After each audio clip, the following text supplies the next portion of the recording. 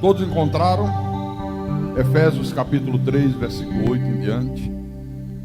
Então Paulo diz assim à igreja de Éfeso: a mim, o menor de todos os santos, me foi dada esta graça de pregar aos gentios o evangelho das insondáveis riquezas de Cristo e manifestar qual seja a dispensação do mistério, desde os séculos oculto em Deus, que criou todas as coisas, para que pela igreja a multiforme sabedoria de Deus se torne conhecida agora dos principados e potestades dos lugares celestiais. Vamos orar.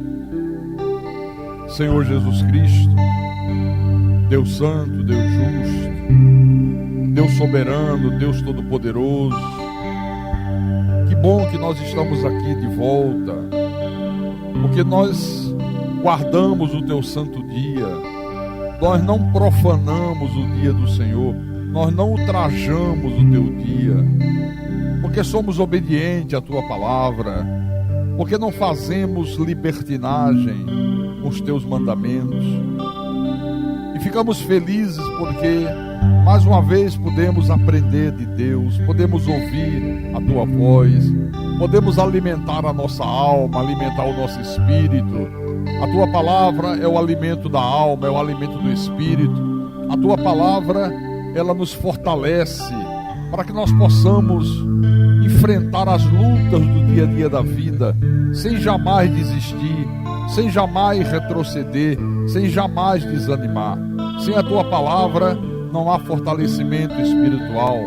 E aí, quando não há o fortalecimento espiritual, vem o desânimo, vem a fraqueza espiritual, o recuo, a desistência, e isso não glorifica o Teu nome.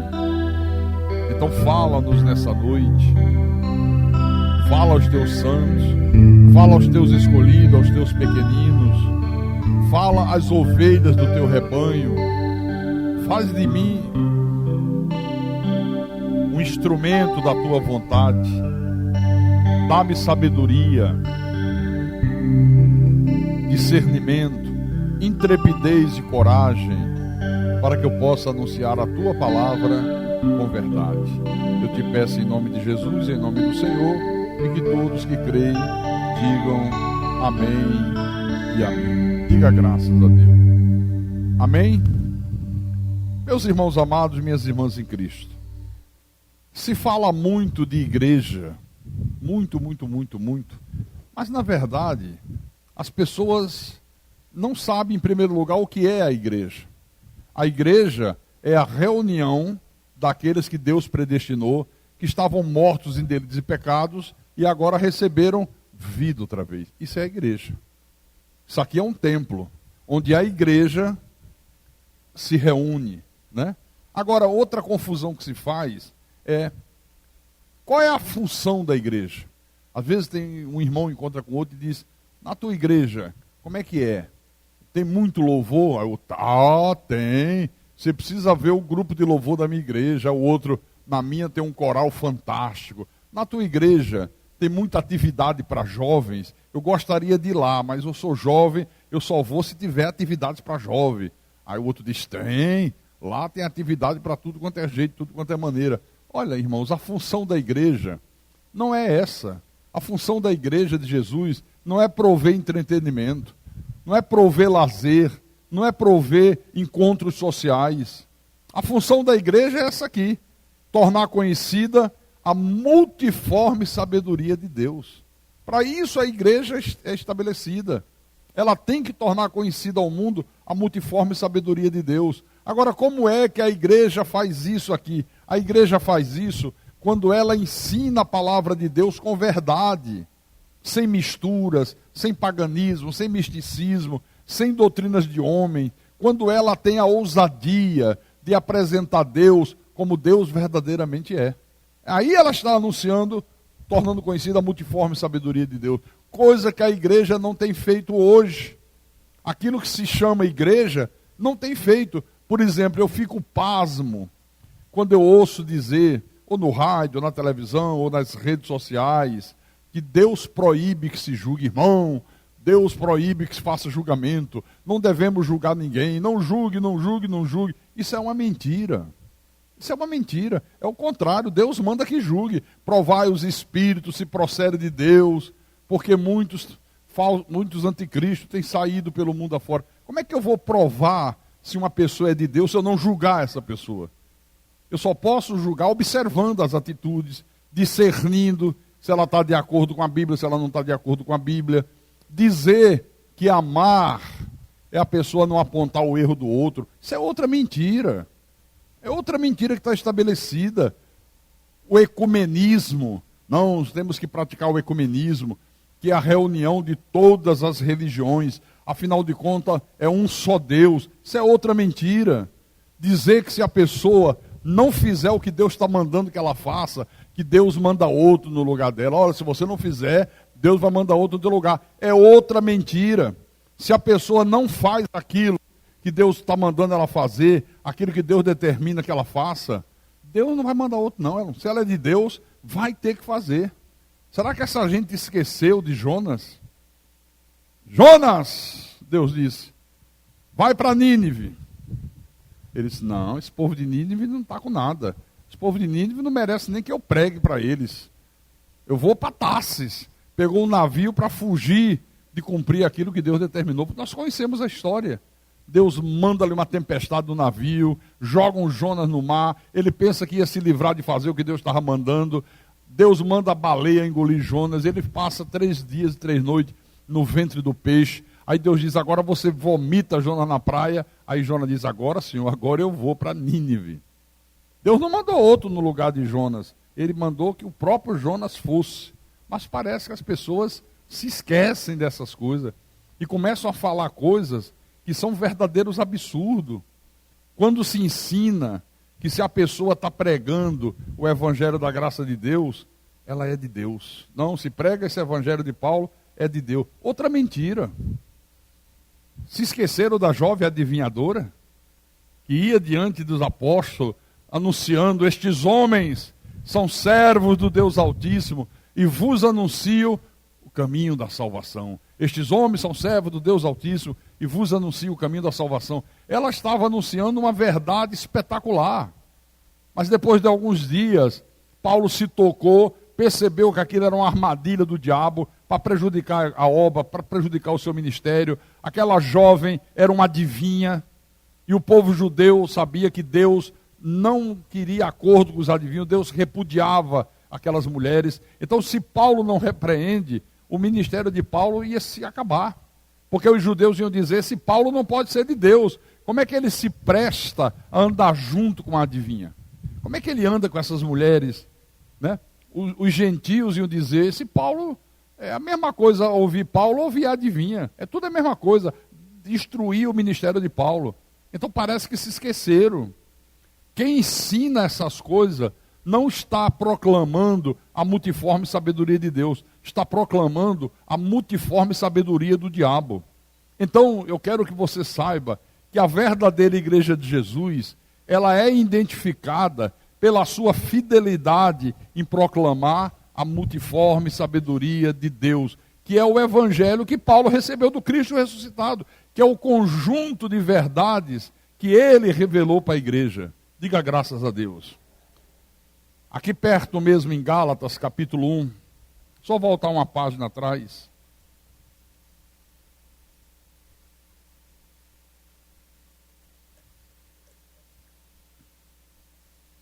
Gálatas capítulo 1, versículo 11 e 12.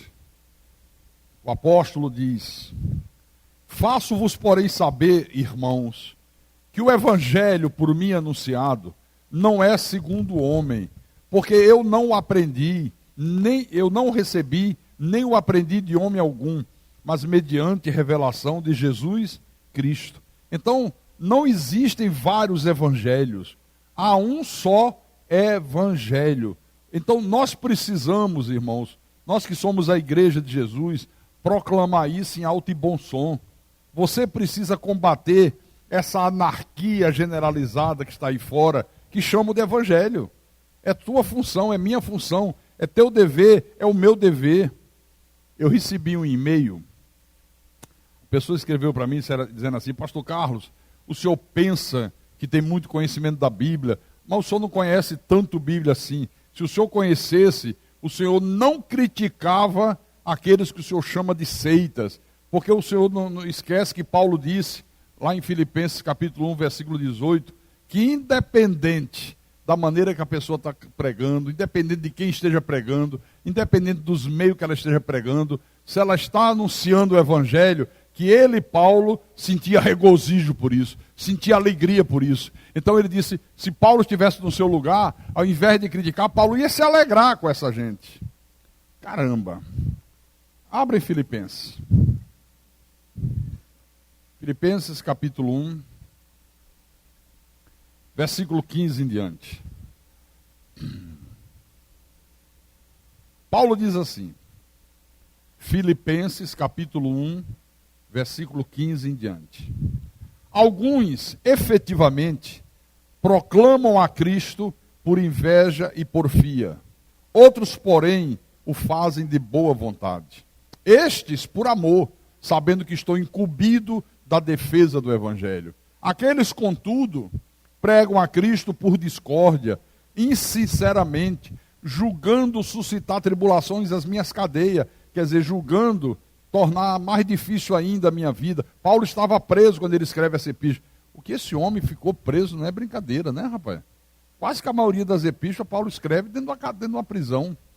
Então, julgando suscitar tribulação às minhas cadeias. Todavia, que importa? Uma vez que Cristo, de qualquer modo, está sendo pregado, quer por pretexto, quer por verdade, também com isto me regozijarei. Sim, sempre me regozijarei. Você vê, então eles usam esse texto aqui para justificar todas as aberrações que estão se fazendo aí fora, como se fosse evangelho, em nome do evangelho, em nome de Jesus Cristo. Uso esse texto aqui para dizer que ninguém pode apontar erro, que ninguém deve criticar aqueles que fazem o grande comércio da fé, aqueles que anunciam um evangelho pervertido. Eles usam esse texto aqui. Eles dizem que nesse texto, o apóstolo Paulo aprova tudo. Ele diz, está vendo? Paulo está dizendo aqui que o importante é que Cristo está sendo pregado, e por isso ele se sente feliz. O versículo 18 é o texto que eles usam, né? O versículo 18 é fundamental. Eles usam para decretar a lei do vale tudo. Todavia, que importa? Uma vez que Cristo, de qualquer modo, está sendo pregado, quer por pretexto, quer por verdade, também com isto me regozijo. Sim, sempre me regozijarei. Quer dizer, usar esse texto para dizer que qualquer um pode usar os métodos que quiser, os meios que quiser, as estratégias que quiser, as pessoas que quiser, não importando a motivação dela, isso é terrível. Será, meu irmão, que Paulo, usando esse texto, está aprovando tudo que se faz e que já se fez ao longo dos séculos em nome de Jesus? Será que Paulo está aprovando tudo que se faz hoje? Sem dúvida que não. Olha, se o apóstolo Paulo vivesse hoje, ele não aprovaria 99% do que se faz aí fora em nome de Jesus. Ele não aprovaria 99% daquilo que se prega dizendo que é evangelho, mas não aprovaria mesmo. Pastor, mas fica confuso esse texto. Não. Quando Paulo escreveu essa epístola aos Filipenses, Paulo estava mais uma vez preso em Roma. Estava preso por quê? Porque foi acusado pelos judeus de ser um agitador do povo. Os judeus disseram, esse homem é um agitador, esse homem está pervertendo a ordem pública, esse Paulo aí é um rebelde, ele está proclamando que existe outro rei além de César, outro imperador além de César. Então, quando esses judeus incrédulos eram levados diante das autoridades romanas para explicar essas acusações que eles faziam contra Paulo, ele dizia, olha, esse Paulo vem ensinando por todo lugar que Jesus de Nazaré é o Messias, que ele é filho de Deus, que esse Jesus é o próprio Deus num corpo de carne, Ele diz que esse Jesus morreu pelos nossos pecados, que esse Jesus ressuscitou dentre os mortos, que ele é o Rei de reis e o Senhor de senhores. Este homem, ele afronta a nossa religião, ele afronta os nossos ensinamentos, ele afronta o imperador de Roma, porque somente César é Senhor. Ainda bajulava o imperador. Somente César é Senhor. Este homem é digno de morte. Era isso que eles faziam. Por isso que Paulo diz aqui, que esses judeus, ao fazerem isso, estavam proclamando a Cristo. Ele diz, eles estão proclamando por inveja, por porfia, por discórdia, insinceramente, achando que dizendo essas coisas vão fazer com que eu seja mais prejudicado do que eu já estou. Vão fazer com que o imperador se ire mais do que já está irado. Eles fazem isso com esse objetivo, julgando suscitar tribulação às minhas cadeias. Então Paulo estava se regozijando, porque esses filhos do diabo aqui, mesmo com o propósito de levá-lo à morte, acabavam anunciando a verdade às autoridades de Roma. Olha, ele anuncia que Jesus é o Cristo, ele anuncia que Jesus é Deus, numa forma humana, ele anuncia que Jesus morreu pelo seu povo, carregou os pecados do seu povo, que ele morreu, mas ele ressuscitou ao terceiro dia, que ele é Deus sobre todos. Olha, sem saber, ele estava anunciando a verdade, estava anunciando o evangelho. Aí Paulo disse, ainda que eles anunciem com o objetivo de me prejudicar, com o objetivo de me levar à morte, eu me regozijo por isso. Mas ele estava anunciando uma verdade, irmãos. Então, usar esse texto para dizer que em nome de Jesus, em nome de um evangelho falsificado, pode-se ensinar corrente de libertação, romaria, teologia da prosperidade, culto para quebrar maldições, sacrifícios da lei. Olha, é uma coisa absolutamente diabólica. O apóstolo Paulo jamais se regozijaria com pessoas fazendo falcatruas em nome de Deus. Jamais Paulo ia sentir alegria por ver pessoas anunciando um falso evangelho. Jamais este homem aqui se regozijaria em ver pessoas que nunca foram vocacionadas por Deus se apresentando como pastor, ainda que pregando a verdade. Ele jamais iria se regozijar por ver pessoas pregando o evangelho por motivos escusos, em busca de poder, em busca de popularidade, em busca de dinheiro. Jamais. Você já imaginou o cara dizer que Paulo aqui está dizendo, não importa, mesmo que seja para roubar o povo, mesmo que seja para enganar as pessoas, desde que eles anunciam o evangelho, eu me regozijo nisso. Não, 1000 vezes não. Você quer ver como eu vou provar que não é? Venha comigo em 2 Coríntios, segunda epístola de Paulo aos Coríntios, capítulo 2, versículo 17. Vamos ver se é isso mesmo. Olha o que ele já diz aqui na epístola aos Coríntios, 2 aos Coríntios, capítulo 2, versículo 17. Ele diz assim, porque nós quem? Ele, Barnabé, Tito, Timóteo, porque nós não estamos como tantos outros mercadejando a palavra de Deus. Antes, em Cristo é que falamos na presença de Deus, com sinceridade e da parte do próprio Deus. Olha aí. Se fosse verdade que ele diz, estão fazendo comércio, mas pelo menos estão anunciando a Cristo. Eu até me alegro, desde que Cristo esteja sendo anunciado. Olha ele dizendo, nós não estamos como tantos outros, mercadejando a palavra. Não estamos. Mais adiante, no capítulo 4, ele disse mais coisas aqui. Versículo 1. Pelo que, tendo este ministério, segundo a misericórdia que nos foi feita, não desfalecemos. Pelo contrário, rejeitamos as coisas que por vergonhosas se ocultam, não andando com astúcia, nem adulterando a palavra de Deus. Antes nos recomendamos a consciência de todo homem na presença de Deus pela manifestação da verdade. Aí o cara está lá com astúcia para ludibriar as pessoas, para espoliar o bolso do povo, dizendo que se der R$1.000, Deus vai fazer o milagre acontecer. E o cara diz que Paulo aprova isso. Diz que Paulo aprova. Quer dizer, para alcançar seus objetivos, adulteram a palavra de Deus, criam doutrinas de homens, heresias destruidoras, ensino de demônio. O que o apóstolo diz aqui? Essas coisas nós rejeitamos. Está aqui. Nós rejeitamos. Está aqui. Mas vou mostrar mais. 1 Timóteo capítulo 1. Vocês estão vendo a importância de manejar bem a palavra? Porque quem não maneja e recebe um ensinamento desse, não sabe discernir, é mesmo. Não importa se é por inveja, por porfia, não importa por quê. Desde que esteja anunciando a Cristo, eu me alegro. Né? E a pessoa cai na esparrela. Então, 1 Timóteo capítulo 1, versículo 5 em diante. Ele diz, ora, o intuito da presente admoestação visa ao amor que procede de coração puro e de consciência boa e de fé sem hipocrisia. Desviando-se algumas pessoas destas coisas, perderam-se em loquacidade frívola, pretendendo passar por mestres da lei, não compreendendo todavia nem o que dizem, nem os assuntos sobre os quais fazem ousadas asseverações. Você está percebendo que uma das coisas que o apóstolo Paulo odiava era a fé hipócrita?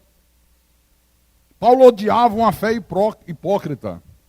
Loquacidade frívola, o que é isso, hein?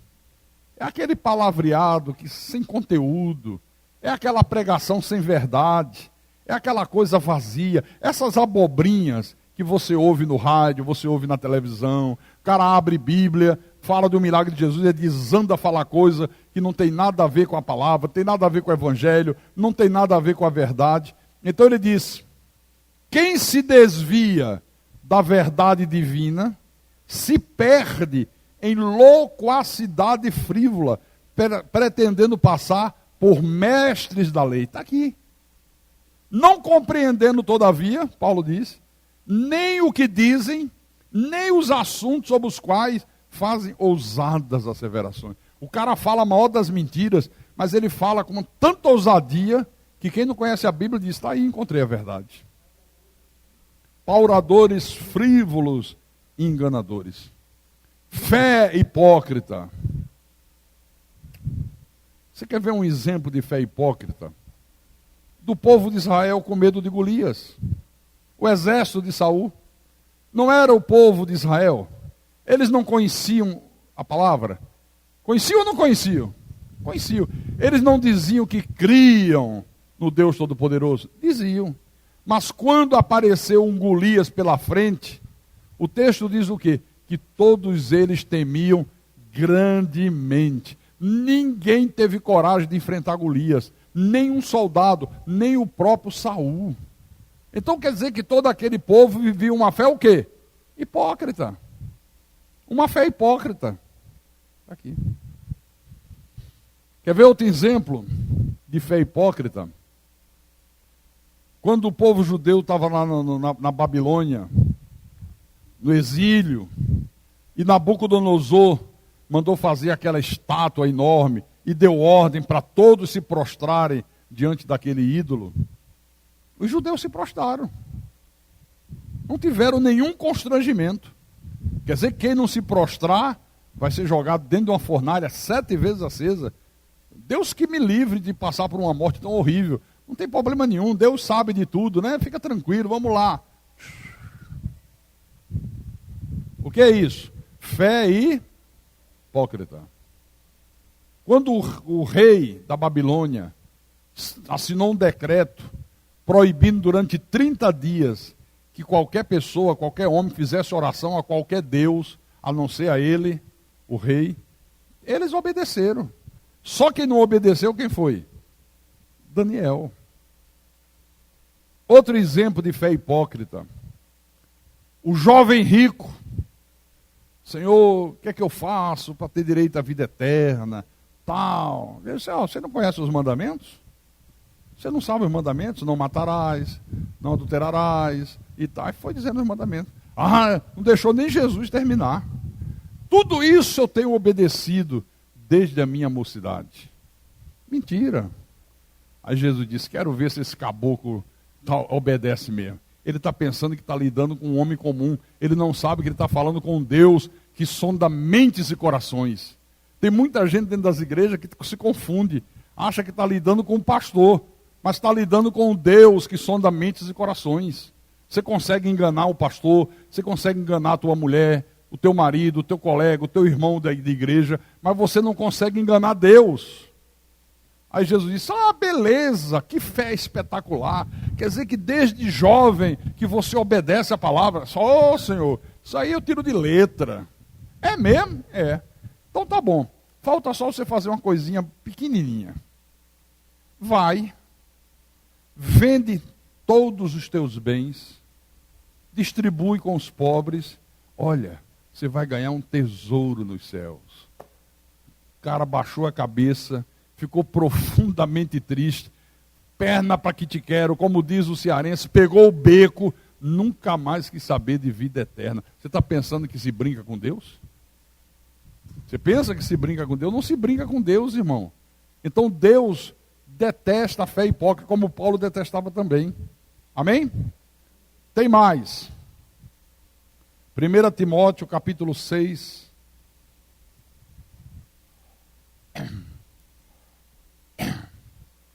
1 Timóteo capítulo 6, versículo 3 em diante.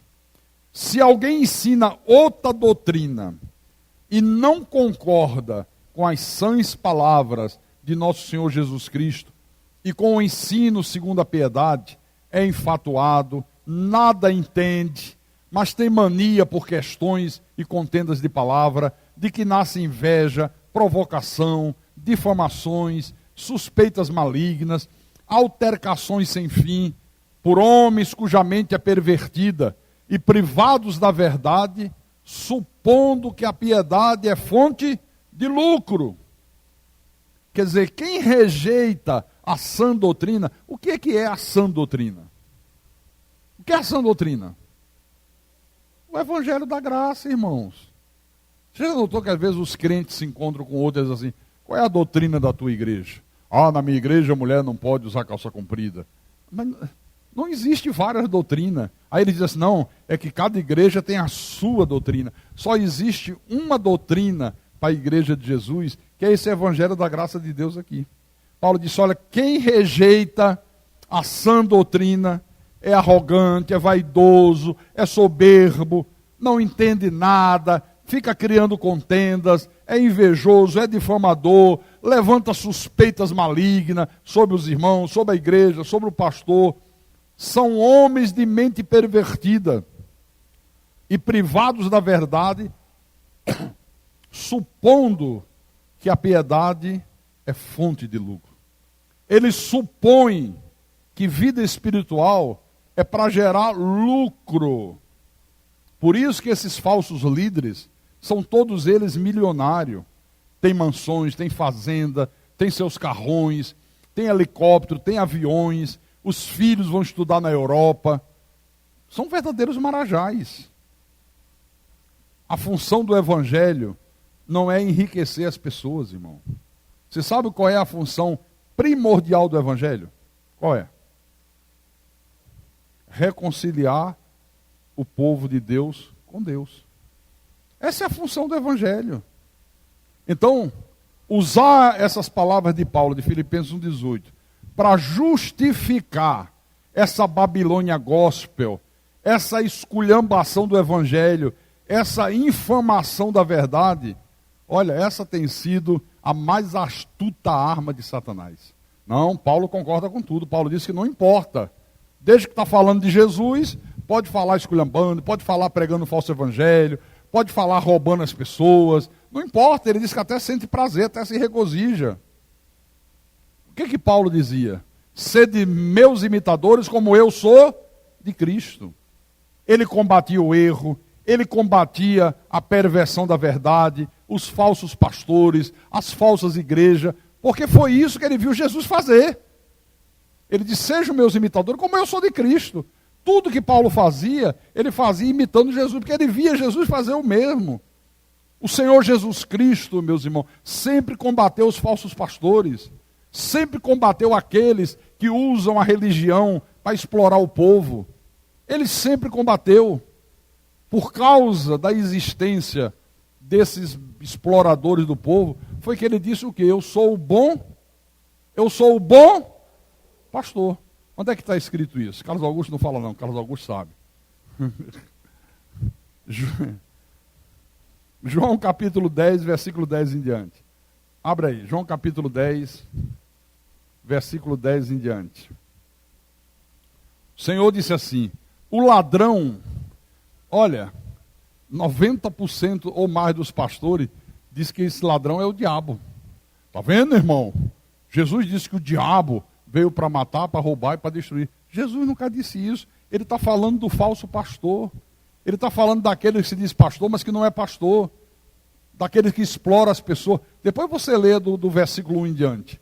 Só que no versículo 10 ele usa o adjetivo o ladrão para identificar o falso pastor. Ele chama de ladrão. O ladrão vem somente para roubar, matar e destruir. Eu vim para que tenham vida e a tenham em abundância. Aí diz que essa vida abundante é carro, é riqueza, é dinheiro, é morar em mansão, é comer a melhor comida, vestir a melhor roupa. Não, eu vim para que tenham vida e vida em abundância. A vida em abundância é o quê? Vida eterna. Vida que não tem fim. Aí no versículo 11. Eu sou o bom pastor. O bom pastor dá a vida pelas ovelhas. O mercenário, que não é pastor, a quem não pertence as ovelhas, vê o lobo, abandona as ovelhas e foge. Então o lobo as arrebata e dispersa. O mercenário foge porque é mercenário e não tem cuidado com as ovelhas. Versículo 14. Eu sou o bom pastor, conheço as minhas ovelhas e elas me conhecem a mim. Então, o que eu tenho visto de verdade, irmão, é uma péssima caricatura da verdadeira igreja. Porque a igreja de Jesus, desde que ela foi instituída, ela sempre foi fiel à palavra, ela sempre proclamou a multiforme sabedoria de Deus. O que nós vemos hoje sendo anunciado como igreja de Jesus, olha, lamento dizer, mas não tem nada a ver com o padrão estabelecido por Deus. Se você fizer uma aferição, 99% delas são reprovados. O que eu tenho visto são verdadeiras aberrações do diabo, como, por exemplo, cair pelo poder de Deus, a unção do riso, aí começa todo mundo a rir desembestadamente, diz que é a unção do riso. Você acha que o Espírito Santo faz essas palhaçadas? O marchar para Jesus, de repente, na hora de um culto, ele levanta um, começa a marchar. Marchando mesmo, como se fosse uma marcha marcial. Aí o outro levanta e vai atrás, daqui a pouco está... Imagine uma palhaçada dessa aqui. Imagine o Carlos Augusto levantando aí, começando a marchar. Aí quando passasse ali, o pastor Hélio ia atrás. Depois o outro, daqui a pouco toda a igreja marchando. Não, pastor, isso aí é a unção do Espírito Santo. Né? Corrente de libertação. Culto para buscar o Espírito Santo. Que barbaridades. É isso que nós temos visto.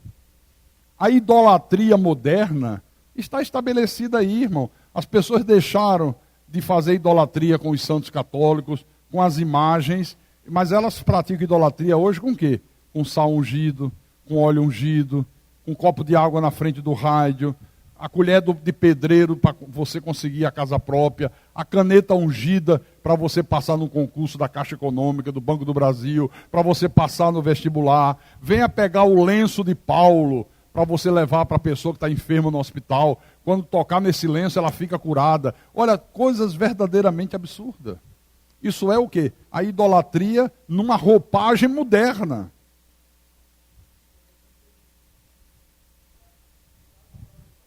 Não, isso aqui a gente faz para despertar a fé. É um ponto de contato. É verdade. É um ponto de contato com o inferno. Mas rápido, direto, objetivo. Estão aí as profecias mentirosas, que não passam de uma macumba evangélica gospel. Gente que sai dançando na hora de um culto, igual aquelas mulheres da Umbanda. Já viu como é que dança aquelas mulheres macumbeira? Elas têm um jeitinho de dançar, né? Dá uma reboladinha assim, né? E se abaixa e não sei o quê. Faz a mesma coisa no retetê da vida. É ou não é? O cara se levanta, sai rodopiando, parece um peão. Diz, o irmão está cheio do Espírito Santo. O outro começa a dizer, agora é a hora de eu destruir os demônios. Eu sou o pastor metralhadora. Prrr, prrr. Gente... dona Ju. A maioria das mensagens que essa gente prega são mensagens fajutas, irmão. Não passam, na realidade, de mensagens psicológicas de autoajuda. Não passa disso. Promessas mirabolantes de riqueza que nunca serão cumpridas. Você já imaginou se o que a teologia da prosperidade promete se cumprisse? Não tinha mais um membro dessas seitas que não tivesse automóvel. Todos teriam automóvel. Aí estava estabelecido o caos. Porque aí, meu irmão, não andava mais carro nenhum na cidade. As ruas tudo parado. Sem eles terem carro, já estava o caos. Agora imagine essas multidões, todo mundo com o seu carro. Imagine se cumprisse as promessas de riqueza. Deus vai fazer de você um empresário. Olha, seria o paraíso. Nunca se cumpriram. Então eu pergunto, que igreja é essa? Que igreja é essa? A de Jesus com certeza absoluta não é. Que igreja é essa? Onde Deus é apresentado como se fosse um garçom celestial, pronto a atender os pedidos de quem quer que seja, por mais egoísta, por mais absurdo que seja aquele pedido. É assim que eles apresentam Deus, um garçom celestial. Olha, irmãos, não é igreja cristã, é sinagoga de Satanás. Nesses lugares, a verdade da Bíblia é descaradamente jogada na lata do lixo. Eles jogam a verdade na lata do lixo. O que tem prevalecido é um falso evangelho, com falsos pastores, falsos bispos, falsos apóstolos, que não fazem outra coisa a não ser infamar o caminho da verdade. Tem um senhor que está frequentando a nossa igreja faz pouquinho tempo. Muito pouco tempo. Aí ele hoje foi falar comigo, depois do culto. Conversamos e tal. Aí ele disse assim, pastor, eu já tenho a certeza que o senhor é de Deus. Eu digo, já? Já. A maneira que o senhor fala, da maneira que o senhor dá ênfase às coisas, tenho certeza. Eu disse assim, irmão, espera lá. Para você saber se eu sou de Deus, você tem que saber se eu sou marido de uma só mulher, se eu não ando em adultério, se eu não me prostituo, se eu não minto, se eu não sou desonesto. O simples fato de eu falar com convicção e ênfase não é garantia que eu sou de Deus, não. Mas porque isso é que é ensinado aí fora. Se o cara grita, é de Deus. Oh, é fogo! Ô pastor cheio de fogo. Se o cara fala mentiras, estou vendo anjo, irmão, estou pregando agora. Olha, você não faz ideia da visão maravilhosa que eu estou vendo. Está cheio de anjo aqui. Olha, e com trombetas de ouro. Olha quantos anjos. Olha, se não fosse uma igreja que tem conhecimento da palavra, começava uma gritaria, um histerismo generalizado. Em cima de uma mentira. É verdade, meus irmãos, é verdade. Então, a verdadeira igreja, ela proclama a multiforme sabedoria de Deus, como nós aqui proclamamos. Olha, eu creio que Deus é soberano, que Deus está no controle absoluto de todas as coisas. Eu acredito, sabe, que nada acontece à revelia de Deus, que esse Deus da Bíblia, esse Deus que nós servimos, que nós adoramos, que nós louvamos, Ele é o Todo-Poderoso. Por isso, a minha vida, as minhas atitudes, são todas elas pautadas nessas verdades. Eu não temo lutas, eu não temo dificuldade, eu não temo barreira, eu não digo nunca eu não posso, eu sempre digo tudo eu posso naquele que me fortalece. Aleluia. Tudo eu posso. Porque eu creio. Porque eu creio. Então, para você saber se uma pessoa é de Deus, não caia nessa armadilha, não. Ou o irmão conhece tanto da Bíblia, ó que bênção. Não é que ele conhece tudo da graça de Deus? Sim, e daí? Aí você fica encantado, que a pessoa decorou, aprendeu, sabe falar, mas você não examina a vida dele. O fruto do Espírito Santo. Ele tem o fruto. Olha, mas o irmão é uma bênção. O irmão é de Deus. O irmão ajuda na igreja. O irmão lava o templo. O irmão que a gente pede, ele faz. Não. O irmão é prestativo. Mas isso não prova que ele é de Deus. Isso não prova que ele é de Deus.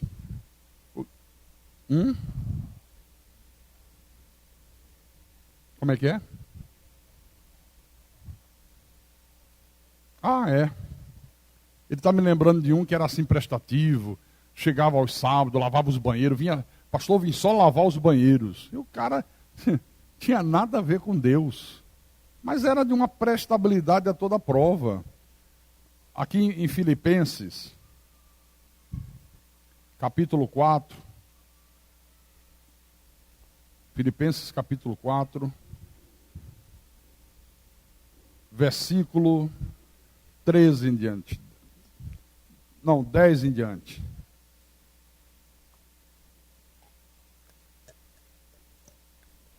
Acharam? Eu me pauto nisso aqui também, ó. Por isso que Paulo diz, sede meus imitadores. Eu gosto de imitar Paulo. Olha o que ele diz. Alegrei-me sobremaneira no Senhor, porque agora, uma vez mais, renovastes a meu favor o vosso cuidado, o qual também já tinhas antes, mas vos faltava oportunidade. Digo isto não por causa da pobreza, não porque eu esteja passando momentos difíceis. Paulo estava se referindo aos filipenses, que mandaram uma oferta para ele, mandaram uma ajuda financeira para ele. Ele disse, mas eu estou dizendo isso não por causa da situação que está difícil, não por causa da pobreza, porque aprendi a viver contente em toda e qualquer situação. Tanto sei estar humilhado, como também ser honrado. De tudo, em todas as circunstâncias, já tenho experiência. Tanto de fartura como de fome, assim de abundância como de escassez. Aí vem o tão propalado versículo 13. Tudo posso naquele que me fortalece. E usam esse versículo errado. Usam esse versículo para dizer, eu tenho certeza que esse ano eu vou comprar um carro. Tudo eu posso naquele que me fortalece. Não é isso não. Paulo está dizendo, eu posso enfrentar toda e qualquer situação em nome de Jesus. Seja ela boa, seja ela má. Já tenho experiência de fome, de abundância. Já passei por sofrimento, já passei por alegria. Pode vir a situação que vier. Tudo eu posso naquele que me fortalece. Eu suporto qualquer parada. É isso que ele está dizendo aqui, irmãos. A verdadeira fé é assim. Você pode suportar qualquer situação na certeza de que você vai passar por aquela situação. Por mais adversa que ela seja, ela não vai te vencer. A verdadeira fé faz você ter certeza que você pode enfrentar qualquer gigante, qualquer muralha de Jericó, qualquer fornalha 7 vezes acesa, qualquer cova de leões, Carlos Augusto.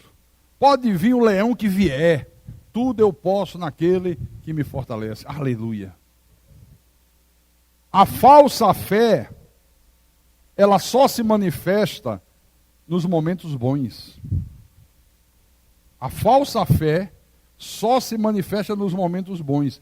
Mas quando vem a hora das provações, na hora que se exige atitudes, sacrifício, aí a falsa fé desaparece. É como uma fumaça. Você sopra, a fumaça vai embora, some. A verdadeira fé permanece. A falsa fé só nos momentos bons. Está tudo dando certo, está chovendo na hora.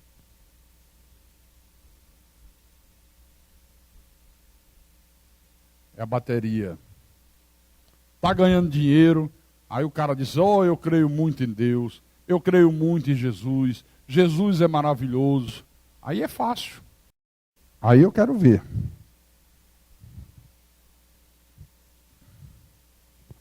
Amém, irmãos?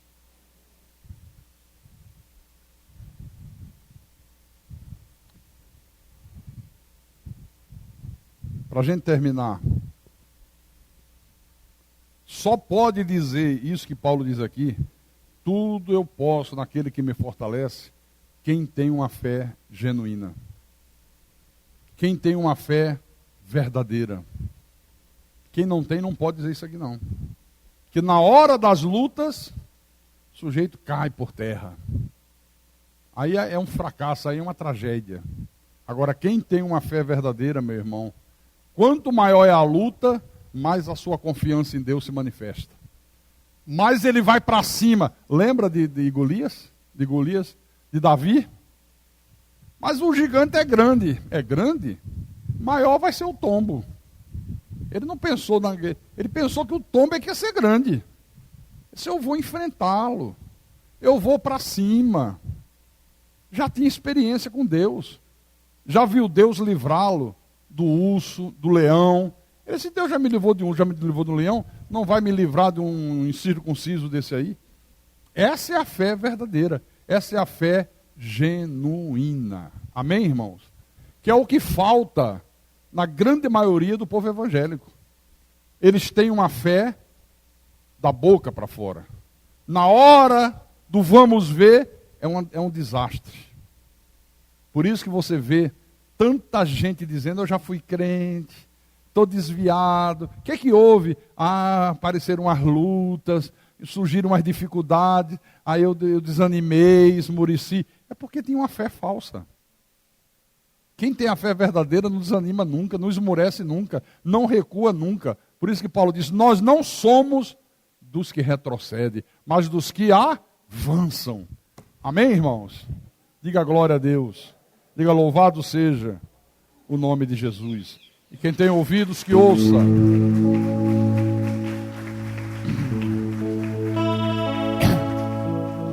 Vamos ficar de pé.